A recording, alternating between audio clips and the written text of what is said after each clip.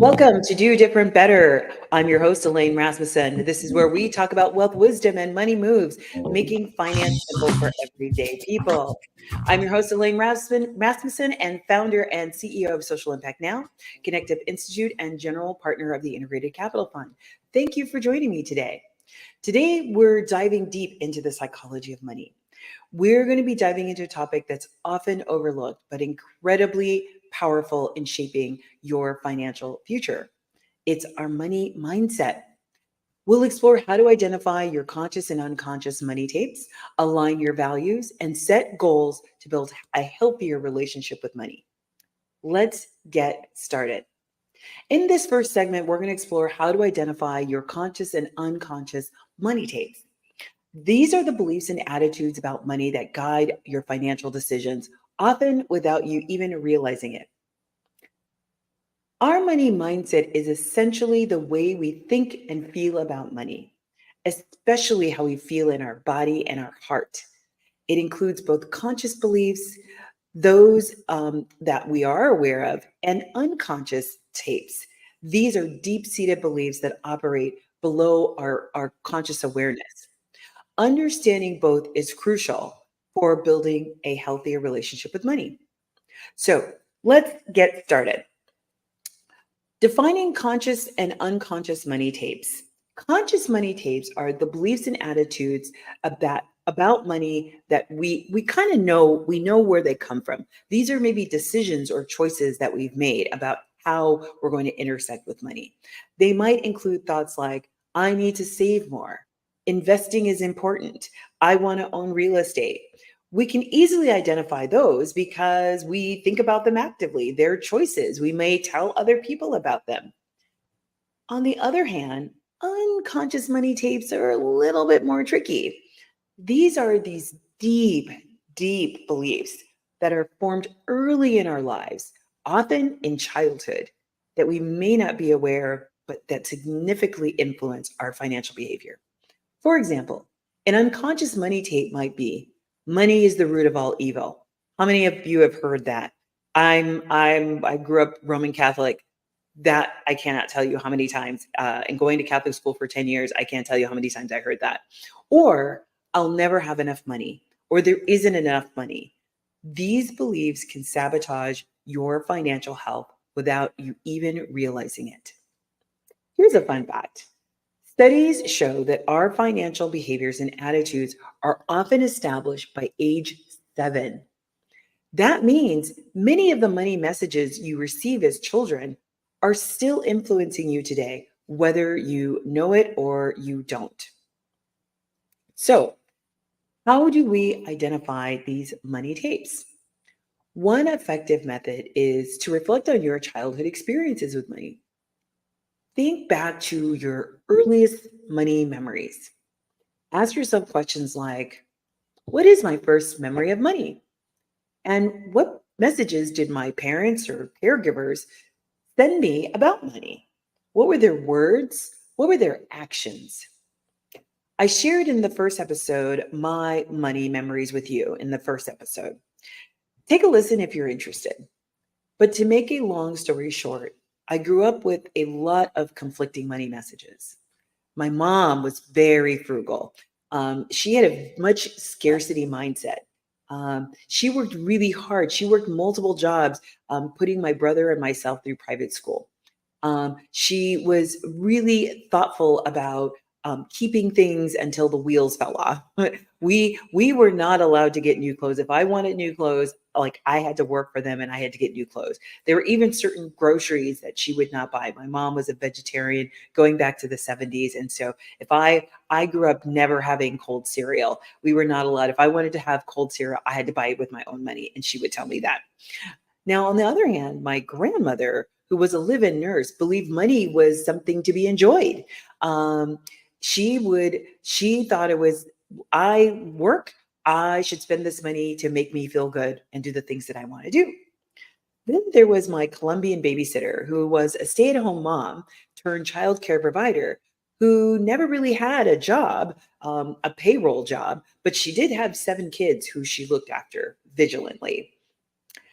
As you hear my money story, Not all money tapes are positive. For example, if you grew up in a household where money was a constant source of stress and conflict, you might have an unconscious tape that associates money with anxiety. I have a couple of friends like that. One of my friends has shared with me, hey, growing up in my house, divorce and bankruptcy were words that were thrown around with impunity, like just regularly. So they have a lot of financial insecurity, even though they make six-figure salaries. They have never wanted for money. They've always done well. They always lived in a home. They've always had what they needed, but they still have some very serious financial insecurities with just regular everyday life stuff like, hey, the refrigerator broke down. We need to buy another refrigerator. So, but these kinds of behaviors can lead to avoiding financial planning and feeling paralyzed by very important financial decisions. So, let's take a moment to do a quick exercise. Grab a pen and paper and write down your earliest memory of money. Next, I want you to jot down any messages that you can remember receiving about money from your parents, your teachers, or other influential people in your life. I hope that this can maybe start to bring up some of those unconscious tapes to the surface. I do this as an activity, and we'll be posting on the website some dates where if you're looking to do this in community or do this one-on-one, there's going to be an opportunity to work with me to do that. But it is a powerful, powerful thing. And every time I walk through this exercise with people, they're often shocked and amazed about those experiences still influence them today, and they had no idea. But here's another example. One listener shared with me that her parents used to say, money doesn't grow on trees, whenever she asked for something. This became an unconscious tape that led her to believe that money was always scarce, which made her hesitant to spend or invest money, even when it was financially wise to do so. So these are two questions. Your first memory of money and the messages that you received are great to ask when you're dating someone, if you're already in a relationship, or even to talk about with your kids. If you can listen without judgment, not only to what you are saying, but what they are saying, you might have some very insightful conversations that may even influence your thinking and behaviors going forward. My wish for you is that it creates some understanding and possibly builds a bridge to common ground with the people closest to you and how you can have better conversations about money. Now, let us start to talk about how we can change some of these tapes because it is a choice, right? Awareness is the first step. And once you've identified a negative money tape, that I want you to challenge it. Ask yourself, is this really true? Look for evidence to the contrary. For instance, if you have a tape that says, I'll never be good with money, remind yourself when you made a sound financial decision, no matter how small. And that could be something as, you know what? I saw those shoes in the window. I really wanted them, but I didn't buy them because I knew that there was going to be an impact on that. Or I knew that I didn't have the money to pay for it at that time. Or I really had already made the decision that I wanted to pay down my credit card. So instead of buying that pair of shoes, I decided not to buy those shoes because paying down my credit card was important to me, right? That could be an example of replacing a negative tape, money tape, I'll never be good with money, and just reminding yourself you do make good decisions and start it like build a new neural pathway around that tape. But it's also helpful to replace negative tapes with positive affirmations. If you identify that money is the root of all evil, and that's a tape that you've been playing, try replacing it with money is a tool that can be used for good, right? Some of these things, actually, many of them are choices of how we think about ourselves and how we think about the world around us, and we can change how we think about them. Repeating these positive statements can help rewire your brain, going back to these neural pathways, to adopt healthier financial beliefs that actually work for you, not against you. So, with all of that, I have a call to action for you. What I'd like you to do is, over the next 7 days, take some time to reflect on your money memories. Maybe Sunday morning while you're sitting there drinking your tea or your coffee, maybe write down on a piece of paper. And I definitely recommend writing this down. It just becomes a little bit more real when you write down what is coming up for you. And just start with these questions that I offer to you. What's my first memory of money? When did I first realize that money had influence? Right? That's another powerful one. Because sometimes your money story of your first memory of money and when you learn that it had influence may not be the same story. And once again, I think you might find some things that will bubble up. What I want you to do after that, once you've done that, is share your findings with a trusted friend or family member and discuss how those tapes have influenced your financial decisions. I really want to encourage you to like not have any shame around this. And that's why it's really important for you to have this conversation with somebody you trust. And quite frankly, it may be somebody who's not in your family because they might have some of the same tapes. So it might be helpful if a friend who maybe doesn't know your financial story, may not know anything about your financial history, or may not know you very well, but you trust them, or at least know that history of you very well. But if you feel like it's a family member, you have a sibling that you can tell anything to, and you know that they're always going to meet you with love and positivity, absolutely talk to a sibling or a parent or a cousin or an uncle or an aunt or a mentor about this. It really helps to get it outside of your head, right? This can be a powerful step in transforming your relationship with money.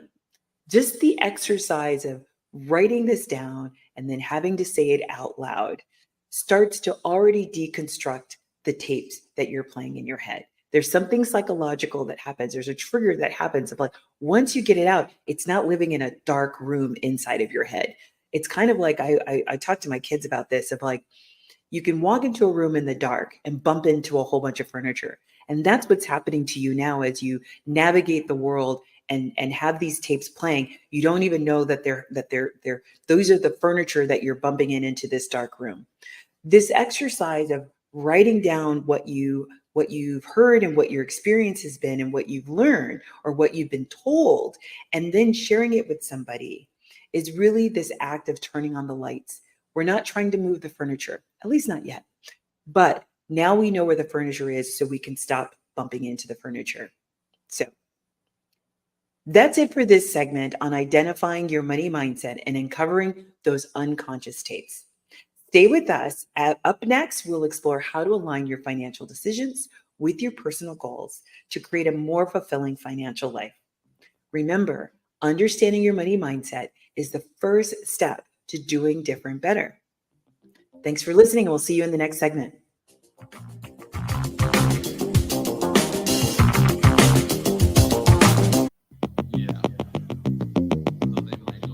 Welcome back to Do Different Better. I'm your host, Elaine Rasmussen. And today we are diving into our money tapes and aligning our values with our money. This is a crucial step in building a healthy relationship with your finances. In this segment, we'll discuss the importance of values in financial decisions, how you can identify your core values, and some practical tips on aligning your spending with your values. So let's get started. Our values play a significant role in how we manage our money. They influence our spending, our savings, our investing behaviors, often in ways that we don't immediately recognize. It even impacts like how we talk to our children or our loved ones about the conversations and financial decisions. When your financial decisions reflect your values, you're far more likely to feel satisfied and content with your financial well-being. I'll share a personal story. A few years ago, I realized that a significant portion of my spending didn't align with my personal core values. I valued sustainability and supporting local businesses, yet I found myself frequently shopping at large chain stores because they were really convenient. This realization was a wake-up call. I decided to make a conscious effort to spend more at farmers markets and local shops and local businesses, even if it meant I needed to put more effort into planning and locating these folks, but rearranging my schedule so that I can shop at those places and rearranging my route and where I was driving to so that I can make sure that I hit those places, right?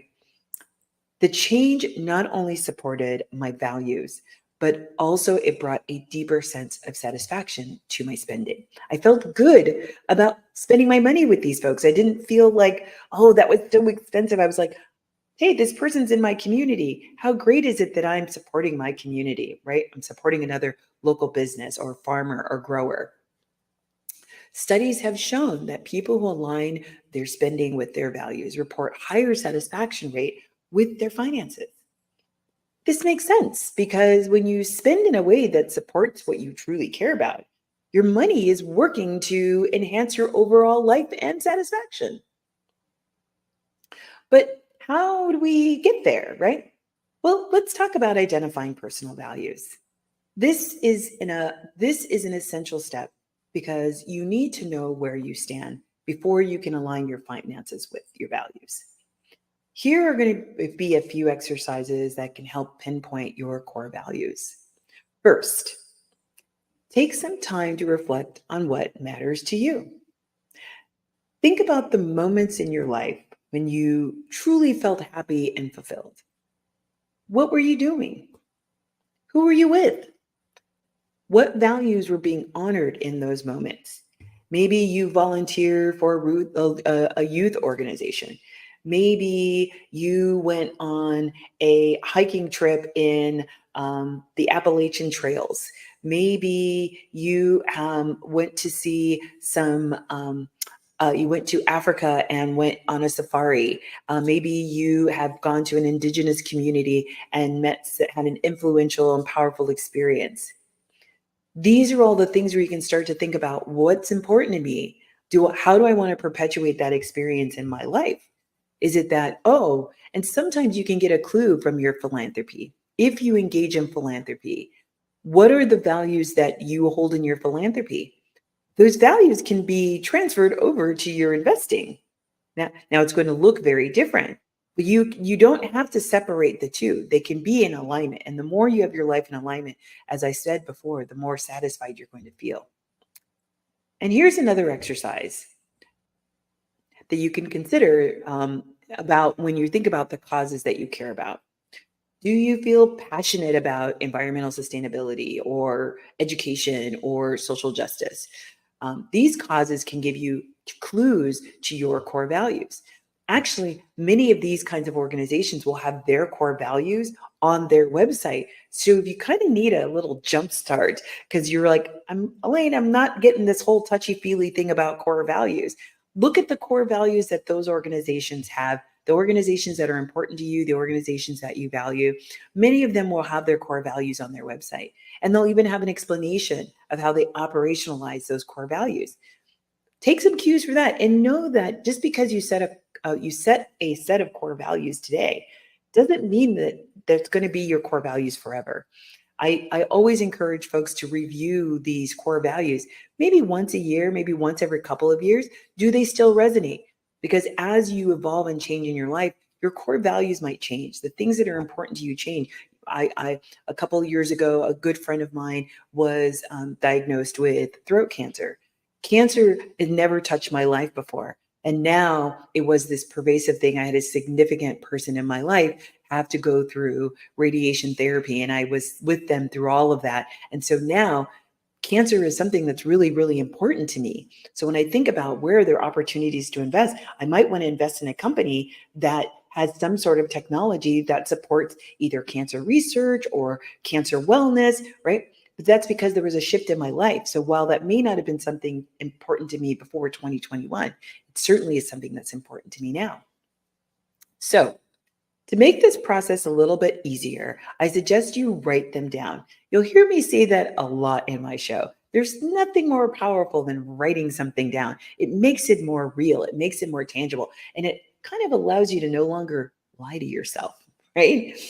Some common values could include family, supporting women, freedom, love, your faith, but go through this list. And I would start with just making it as long as you want, and then start to whittle them down. Where are maybe some values that are similar? And you can start to group them and categorize them. And then this will give you a way to give you some clues about what could be your core values, right? So These, go through this list, circle the ones that really resonate with you, and see if you can narrow it down to 5. I bet even if you get down to, you're like, Elaine, but I got down to 6 or 7. I bet you might be able to like get it down to 5 if you just like grouped one or two of them. But if you can't, hey, whatever you come up with, I'd rather you get started than not at all. So start there and then see what happens. As time goes on, you're going to be bringing those core values up, which is another reason why you want to write them down. You can bring these core values up. So whether you're looking at investments or other types of opportunities, you can say, do these reflect my core values? Does this organization reflect my core values? Does this store that I'm shopping in reflect my core values, right? So by having them written down, maybe you put them in your phone in a note, maybe you have a voice memo, however you want to do that, but being able to have access to it also is super, super helpful. Now, once you've identified your personal core values, the next step is to align your spending habits with these values where you can and where it makes sense, right? It's not always, this is not a perfect world. We're not trying to go for perfection. The whole idea is that we are wanting to at least start to have an aligned life, right? And so here are some practical ways that you can help you do that. So first, you need to review your current spending. Look at your bank or credit card statement from the past couple of months. Look at any expenses that may not align with your values, right? And think about how you can redirect this money towards other things, right? Or other stores or other vendors or other ways, right? So if you see on your credit card statement, hey, I have bought 5 pairs of shoes this month, but my values are I want to retire at 50. Okay, those two things may be out of alignment. Now, maybe you needed those 5 pairs of shoes. I don't know. But the whole idea is that you're going through the process of questioning. And you may find, yes, I did need those 5 pair of shoes. I had no work shoes and I needed a whole new wardrobe because all my work shoes were tragic, right? Okay, that's fine, right? Once again, this is not meant to be a punitive process. It's meant to be a thought-provoking process for you to make some decisions and come to have some awareness about what you're doing and not be passively spending money without really thinking about what's happening. So here's another example. If one of your core values is sustainability, consider investing in a sustainable business or choosing products that are environmentally friendly. If you're supporting local enterprises, if supporting local enterprises is important to you, make a habit of shopping at local stores or farmers markets instead of the huge chains. Remember that you may have to pay a little bit more for these products or services because they're not buying in bulk to resell. They are paying decent wages. They are local. There you can see them, you can touch them. Their products might be handmade.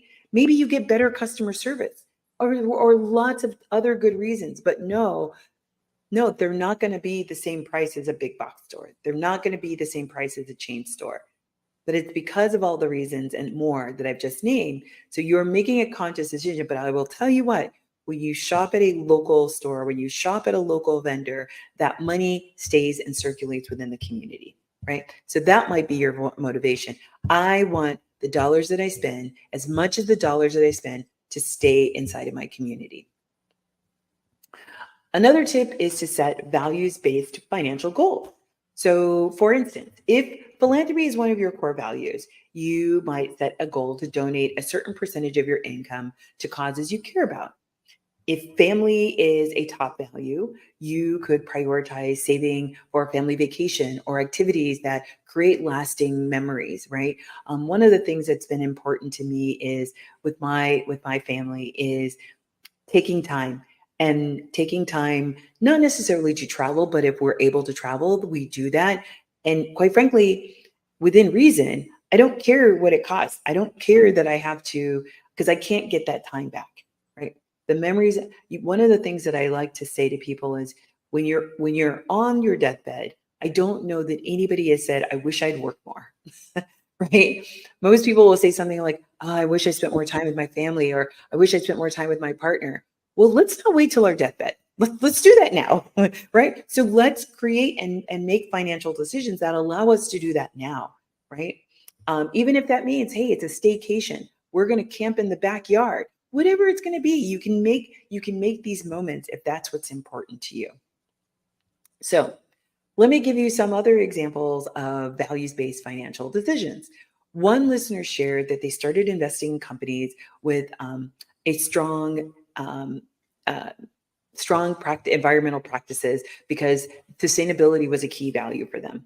Another listener shared that they value community and local support. So they began volunteering and also started a small investment club to invest in local startups through a crowdfunding platform.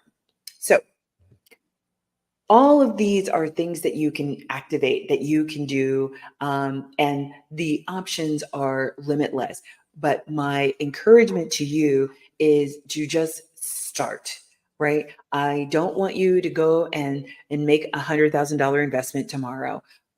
Let the what is it? The journey of 1,000 miles starts with one step, and that's what I'm asking you to do at this time. Let's just take the first step. And so here is my call to action for you. I want to encourage you to take a moment right now. Take out a piece of pen. I know you're sitting in your chair. Maybe you're sitting in the parking lot, listening to this in your car, or take a note of the episode and come back and listen to it when you've got some time. But take a moment right now and just right off the top of your head, list 5 values that they don't have to be perfect, but just list 5 values that you think are important to you, right? Then for the next week, evaluate your spending and see if your spending aligns with those values.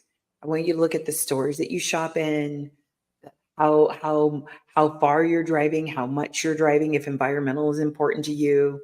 How are you spending your day? Or if environment is important to you, are you leaving the lights on all day in every part of your house if you work from home, right? So for, writing down what are your top 5 values, just right off the rip. Then for the next 7 days, start bringing those values up. Put it as a note in your phone. So every time you spend some money, open that note and say, does this align with my values, right? Once again, this isn't meant to be perfect. This isn't meant for you to go into a psychotic break, right? This is really for you to start noticing. That's the point of this exercise. And then if you feel the spirit moves you, then after a week, make a plan to adjust your spending. And adjusting your spending so where it's necessary to reflect those values. Or you might find after a week, these aren't really the values. Maybe 2 of these are values that I want to keep, but these other ones, they're not as important to me. So you can change them. And you can start doing this exercise every week until you start to get to like, oh, okay, I've landed on the core values that I want to practice, right? You'll start through experimentation. You're going to be like, oh, okay, maybe it's going to take you a couple of months. Maybe it's going to take you 3 months. Maybe it's going to take you 6 months for you to kind of distill down. That is okay. There's nothing wrong with that. Once you get down to that distilled version of what those values are you want to practice, then I want you to start thinking about the next piece of this, right? Okay. So that's it for this segment on aligning your values with your money. By ensuring that your financial decisions reflect your core values, you can create a more fulfilling and satisfying financial life. Stay with us as up next, we explore setting financial goals based on your values to create a roadmap for your financial journey. Remember, aligning your money with your values is a powerful step towards doing different better. See you in the next segment.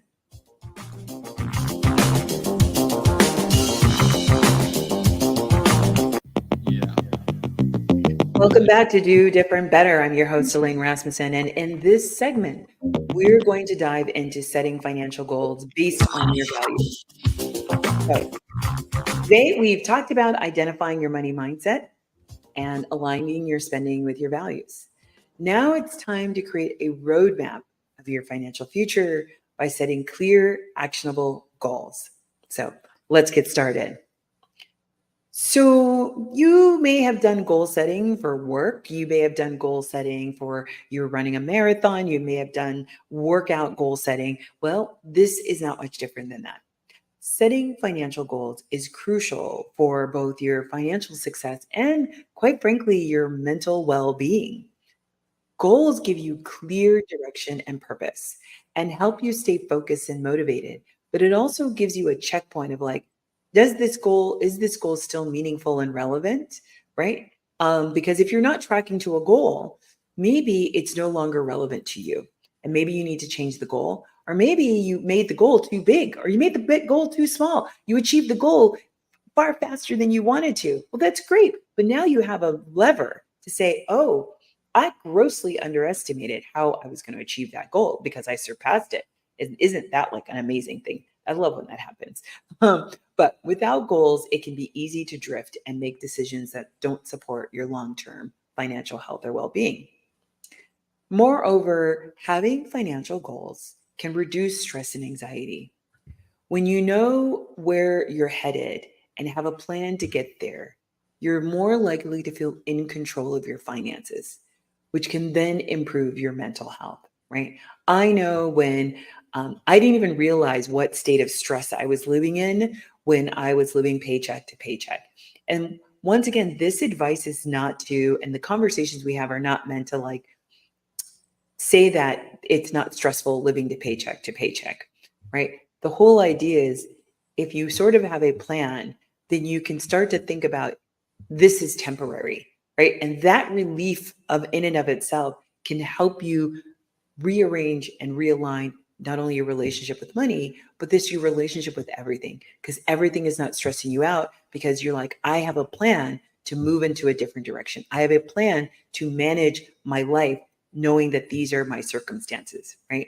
And I have a plan to move to the next level, whether it be my goal is to move to a less expensive city, my goal is to get a promotion, which will bring more income, whatever those choices are, right? By having a plan and working a plan can help you start to see and think and have more confidence in how you're moving financially and knowing that you're building and working towards some financial security and whatever that looks like for you. Once again, if you want to move to the middle of Timbuktu and live in a Sprinter van, great. If you want to live on an island in Bora Bora, great. If you want to have multiple investment properties across 3 different states, those are all amazing things. So let's try to put the things in place that will help get us there. So the first thing is really thinking about a framework to establish these goals. So one effective way to set financial goals is by using what's called SMART goals framework, right? If you've ever worked in corporate America, I'm sure you've heard the term SMART goals. And each letter of the word SMART, SMART, stands for a different word. And what are the components you take into consideration in creating a goal? And having all of these components make your goal optimally reachable, right? Or gives it a great perspective that contributes to success, right? So each letter stands for specific, measurable, achievable, relevant, and time bound. So let's break this down. The S is for specific. It means that your goals should be clear and very specific. So, one abstract goal is like, I want to end world hunger. Okay, that's a very big goal, right? Is that even attainable? I don't know, right? Here's another example, just to keep it in line with our conversation. Instead of saying, I want to save money, right? Say, I want to save $5,000 for a family vacation, right? Those are two different things. You're still saying that you want to save money, but one of these is actually more specific. So I'll say it again. An unclear goal is, I want to save money, right? I want to have enough money in my bank account. Okay, well, what does that mean? How much money, by when, what is comfortable? All of these things, there's still question marks, right? As opposed to you being declarative and saying, I want to save $5,000 for a family vacation. Now you can start to take, okay, if I want to do $5,000, now it brings up another set of questions, right? The second letter in SMART is M, and M stands for measurable. Measurable means that you have the ability to track your progress. So this could mean setting milestones or using financial tools to monitor your savings or whatever mechanism that you are using as far as this financial goal. So taking our family vacation specific SMART goal, or our specific goal. I want to save $5,000 for a family vacation. Okay, let's start to think about how much money can we save every month. Well, looking at our budget or looking at my individual budget, I can save $50 per paycheck, which is $100 a month, which means that if I can save $100 a month, that's $1,200 a year. It's going to take me 3 years to save up enough money for this family vacation, right? That's the kind of the thought process you want to start going through of like, oh, when you start to get clear about the goal, now you can start to get clear about what is it going to take to get you there, right? The next letter in the SMART goal is A. A stands for achievable, meaning that set a realistic goal that you can actually reach, right? Consider your current financial situation and what can you feasibly achieve. So let's go back to our family vacation goal. You could have said, I want to save $50,000 for a family vacation.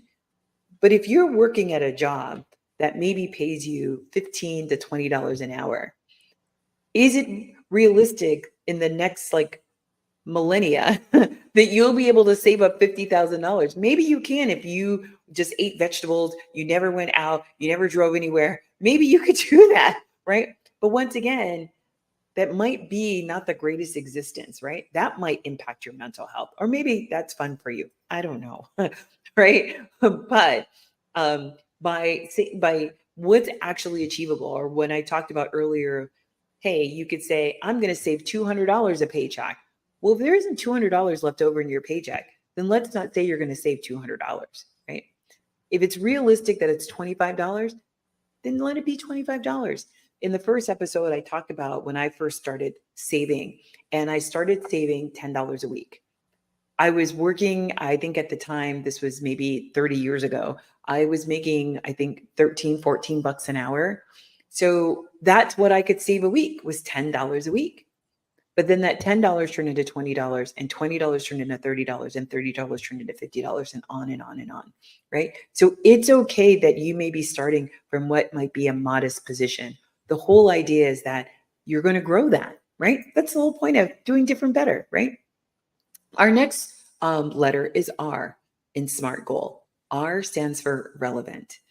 Relevant means your goals should matter to you and align with your goals. If family time is a core value, saving for a family vacation is relevant. If you want more me time because you're never alone because you've got 4 or 5 kids and you never seem to have any alone time, well, do you really want a family vacation? Maybe you want a self vacation, a mom or dad vacation, right? So what is relevant? Because here's the thing, if a goal isn't relevant, you're far less likely to achieve that goal, right? And once again, there's data on all of this to support this. We as humans, if we don't find relevance in something, we tend to discard it, right? Whether it's passively, directly, or indirectly, right? We will not give it value. And so if we don't give it value, then we won't do it, right? So that is why your goal needs to be relevant and meaningful. And then the last letter is T, which is time bound, right? So set a deadline for your goal. And once again, for all my type A's out there, what I don't want you to take away from this is the rigidity of us, like, I only still, I was planning to save $10 a week every month, but at the end of the month, I only saved $20. Hey, congratulate yourself. That's $20 more than you had the month before when you weren't saving any money. So take the wins. This is all a guide, and you're going to be adjusting this guide along the way. Remember, this is a journey. It is not a destination. So don't get wrapped around the axle around, oh, I set this goal and I only achieved 75%. Well, remember, before you started this process, you didn't have anything, right? So let's enjoy what you were able to accomplish and think about what are the adjustments that need to be made. Does the goal need to be adjusted because you set a goal that was unrealistic and you didn't know at the time that it was unrealistic, right? Or is it, hey, I surpassed that goal. I could because I was scared. So Now let me make the goal a little bit bigger, right? So time bound. This creates a sense of urgency and helps you stay motivated. So going back to our family vacation goal, right? So if we wanted to turn our family vacation goal into a fully smart goal, right? Specific, measurable, achievable, relevant, and time bound, right? We might be somebody who's making, let's say $25 an hour, right? We're like, okay, I can put away $50 a week, right?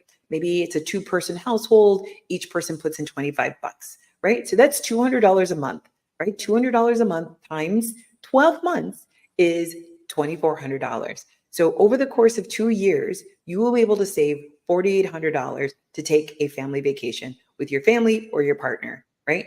And you can say, okay, our deadline is 24 months starting this month, right? So we are going to save, or I am going to save, based on this example I just gave you, I am going to save $50 a week, right?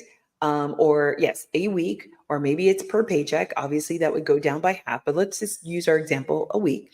I'm going to save $50 a week, which is going to be $200 a month over the course of 24 months to raise $5,000 for us to be able to go on a vacation, a family vacation, right?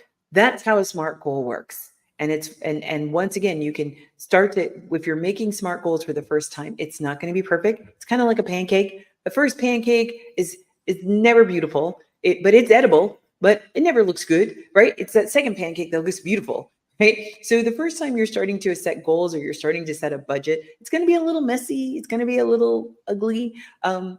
Give yourself some love, right? Give yourself a hug. It's going to be okay, right? The whole idea is that you're starting, right? You're farther along than most people, right? So here's a fun fact. Did you know that writing down your goal increases your likelihood by achieving that goal by 42%? The simple act of writing down your goals makes it more tangible and helps you stay accountable. Remember, I talked about that a little bit earlier.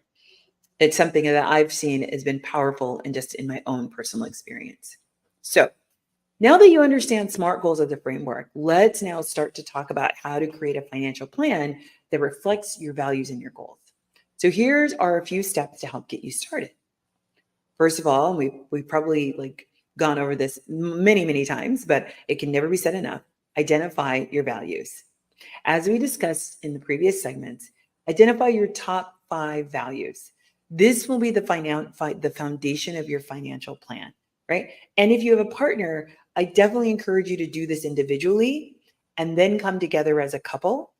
And once again, we're going to have workshops to help you work through this in community. So if that's something that you're interested in, definitely hit me up on my Instagram channel or my LinkedIn channel, and I'll add you to our mailing list, and we'll get that information out to you when we're holding those retreats.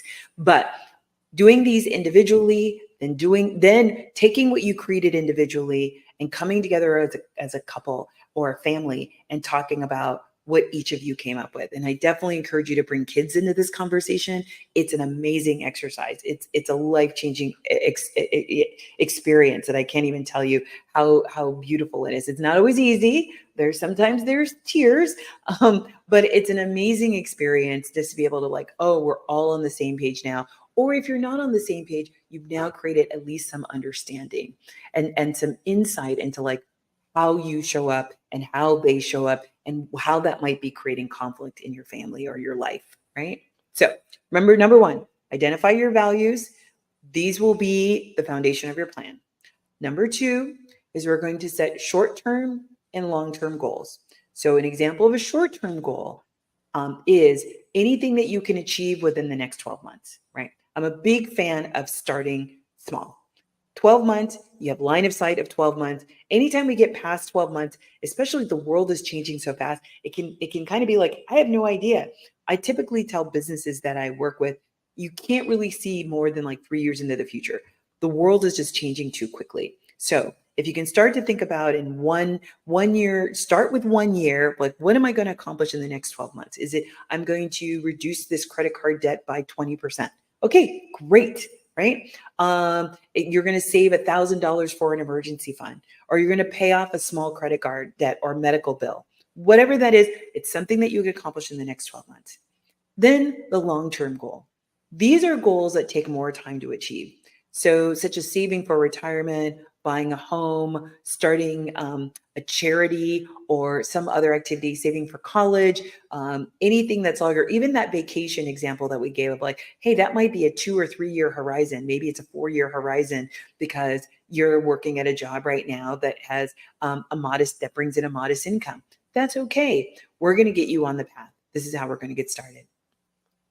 Number three, you're going to align your goals with your values. Make sure your goals reflect your values, right?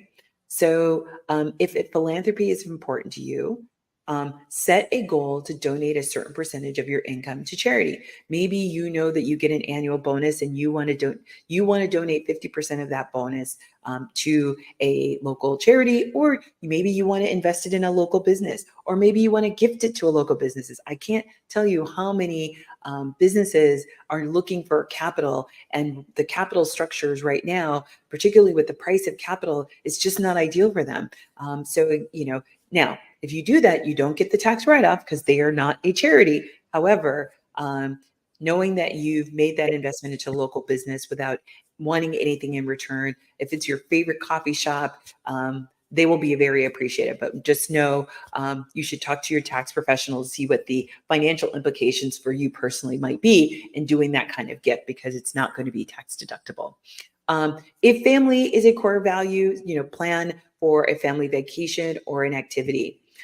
Create a budget, outline a budget that supports your goals, track your income and expenses, and allocate funds towards a short-term and long-term goals. And then 5, monitor your progress. Regularly review your financial plan, maybe once at the beginning, maybe every month. Maybe then you move to every other month. Then maybe you move to once a quarter. Then maybe you move to 6 months. And then eventually maybe you move to annually. You're going to check in because now you've built up a muscle, right? You might even, if you're like me, you've built a dashboard that feeds you all this information and tells you in a very quick snapshot what's going on. But you can start to plan and track your progress and adjust your plan as you need to so you can stay on track or move forward, right? So here's my call to action to you. I want to encourage you to create one short-term and one long-term goal and write it down using the SMART framework. So a couple of more things as we start to wrap up here. Setting goals is just the beginning. So make sure that you're regularly reviewing them. Get some support that you need, whether that's from a financial advisor or joining a support group, that you're going to continue with continuous learning and self-reflection.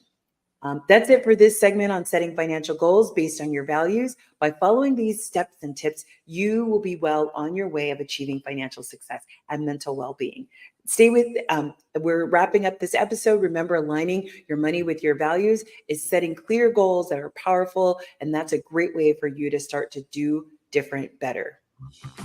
Well, that wraps up another episode of Do Different Better. I'm your host, Elaine Rasmussen. We've covered a lot today about understanding and improving your relationship with money, identifying your money tapes, aligning your values, and setting meaningful financial goals. Remember, a healthy money mindset is an ongoing journey, not a destination.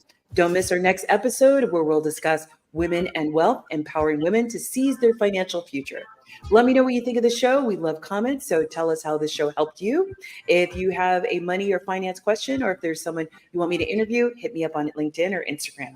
Don't forget to subscribe, share, and engage with us on social media for more tips. Until next time, let's all do different better together. Thanks for tuning in.